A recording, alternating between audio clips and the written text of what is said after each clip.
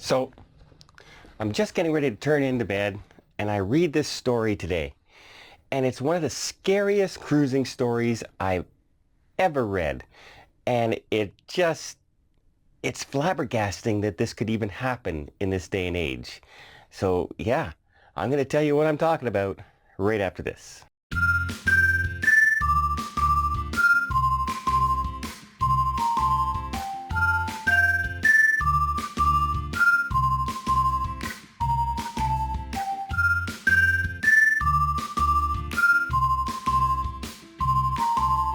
So y'all know one of the things that you don't want to ever do is get sick when you're on a cruise. But when you do, you trust in the doctors and the staff in the medical center. I've met many of them many times and they all seem very qualified and very competent. But this story kind of just shakes the foundation of that. And it's a story about a crew member on the Norwegian breakaway who came down with flu-like symptoms and a little bit of nausea.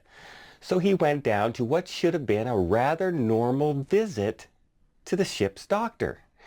And the ship's doctor, so what do you get when you get nauseated at sea? You take some Dramamine or, some kind of motion sickness pill or something.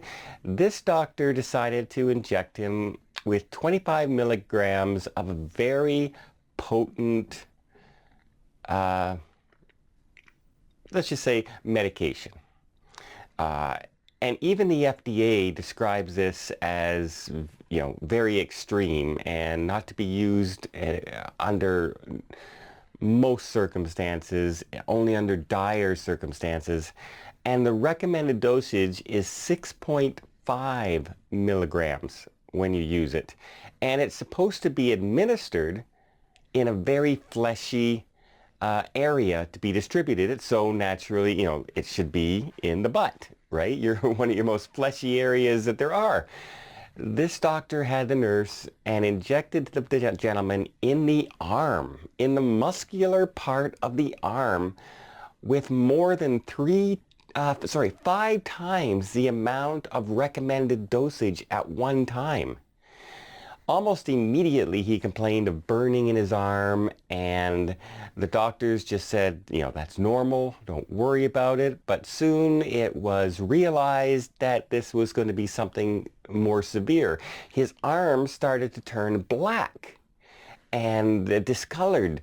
And instead of immediately airlifting him off the ship, which, as y'all know, is a very pricey endeavor at the best of times, they waited 24 hours until they got to port. Meanwhile, what they did was they administered massaging of the arm to loosen the blood flow. Well, what happened was there was no blood flow.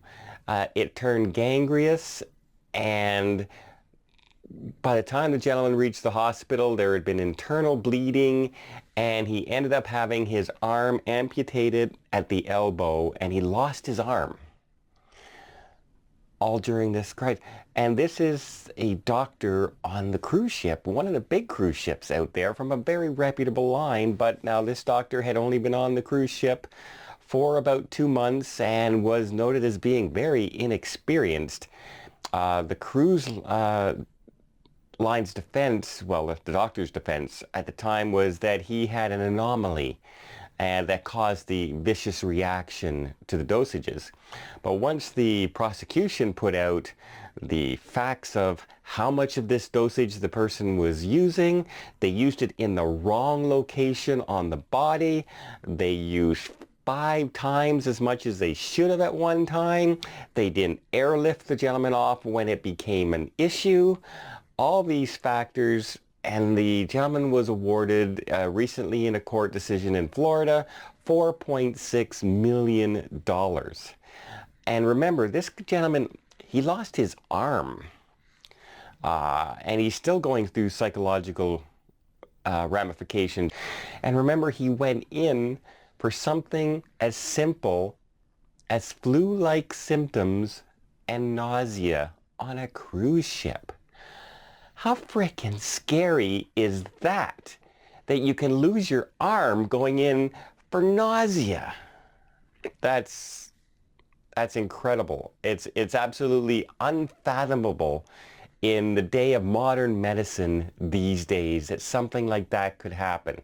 And it's unforgivable that immediately when that gentleman's arm started to turn black, they didn't immediately airlift him off that ship and to a hospital. His arm might have been saved had they acted immediately. And instead, they waited 24 hours and just had the nursing staff massage the arm to supposedly keep the blood flow going, and that was why it was turning.